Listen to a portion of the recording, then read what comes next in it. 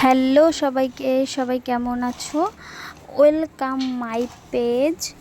দেখো আজকে রান্না করতে চলেছি আমি চিংড়ি মাছ। তার জন্য উপকরণ নিয়ে নিয়েছি লঙ্কা, আদা, জিরে, একটা ছোট্ট মতো পেঁয়াজ, শুকনো লঙ্কা, 2 কুচি রসুন, আর সঙ্গে একটু পোস্ত আর কাঁচা তেল। দেখো কড়াইয়ের মধ্যে তেলটা দিয়ে দিয়েছি, গরম হয়ে গেছে।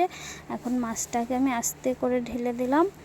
তারপরে মাছটাকে নুন আর হলুদ দিয়ে ভাজা ভাজা করে নিলাম, কিন্তু বেশি ভাজলে হবে না, অল্প ভাজতে হবে। ভাজার পরে আমি সেটাকে তুলে নিয়েছি গামলার মধ্যে। ভাজা হয়ে গেছে, দেখো অবশ্যই দেখতে পাচ্ছ।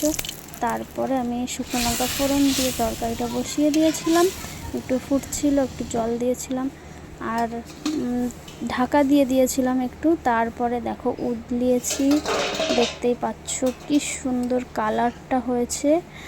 আর যখন কাঠের জলে রান্না করেছিলাম তার জন্য একটুখানি সামান্য জলটা একটু বেশিই দিয়েছিলাম। এবার গ্রেভিটা দেখো গামাখা গামাখা হয়েছে, ফুটে কমে এসছে।